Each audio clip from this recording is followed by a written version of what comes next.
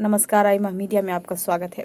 प्रधानमंत्री मोदी ने अपने वारिस को लेकर छिड़ी बहस के बीच विपक्ष द्वारा उठाए गए अपने वारिस के प्रश्न का उत्तर दे दिया। उन्होंने बिहार के महाराजगंज में एक चुनावी रैली को संबोधित करते हुए कहा कि मेरा कोई उत्तराधिकारी नहीं है, देश के लोग ही मेरे उत्तराधिकारी हैं। दरअसल बीते कई दिनों से दिल्ली के मुख्यमंत्री अरविंद केजरीवाल लगातार ये कह रहे हैं कि यदि भाजपा की फिर से सरकार बनी तो पीएम नरेंद्र मोदी बीच में ही कुर्सी छोड़ सकते हैं और अमित शाह को कमान सौंप सकते हैं। माना जा रहा है कि इन बातों का ही पीएम मोदी ने बिना किसी का नाम लिए इशारों में जवाब दिया है। सच तो यह है कि प्रधानमंत्री ने जो भी उत्तर दिया है उसमें हैरानी की कोई बात नहीं है।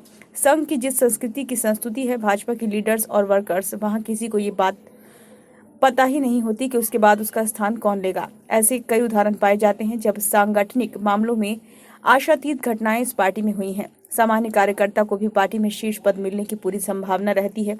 हकीकत तो यह है कि भाजपा और वामपंथी पार्टियों को छोड़कर देश में लगभग सभी पार्टियों के शीर्ष नेतृत्व के पास विकल्प तलाशने में आसानी रहती है। जनता दल यूनाइटेड को छोड़कर शायद ही देश में कोई इलाकाई पार्टी होगी जिसमें उत्तराधिकार यानी वरासत का क्रम सुनिश्चित नहीं है। प्रधानमंत्री के वारिस पर चर्चा छेड़ने वाले अरविंद केजरीवाल की पार्टी में भी वारिस के सवाल पर बहुत स्पष्ट है। शायद ही वहां पर किसी को इस बात की आशंका हो कि केजरीवाल के जेल जाने के बाद पार्टी और सरकार पर कंट्रोल उनकी पत्नी सुनीता केजरीवाल का ही होगा। ये सच है कि प्रधानमंत्री और मंत्रियों की आयु की सीमा 75 वर्ष निश्चित की थी।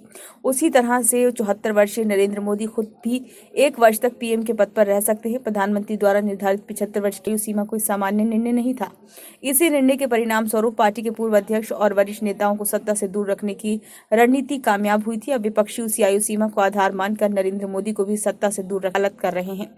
लेकिन सबसे बड़ा सवाल यह है कि जो लोग खुद ही नैतिकता की किसी कसौटी को नहीं मानते वो मोदी पर भला क्या दबाव डाल पाएंगे। विपक्ष की परिवारवादी पार्टियों ने तो कभी भी अपनी पार्टी के अंदर आयु सीमा का निर्धारण नहीं किया। इसलिए यदि वो भाजपा और मोदी पर सत्ता में रहने के लिए आयु सीमा निर्धारण पर सवाल उठाते रहे हैं तो 100% सही है। किंतु जहां तक वो मोदी के उत्तराधिकारी की बात कर रहे हैं तो निश्चित रूप से भाजपा में पहले से कुछ भी निर्धारित न होने की वजह से किसी को कुछ भी पता नहीं रहता, क्योंकि वहां पर कई स्तर पर वैचारिक प्रक्रिया के बाद निर्णय लिया जाता है और एक बार निर्णय हो जाने के बाद फिर निर्णय से पीछे हटना असंभव हो जाता है।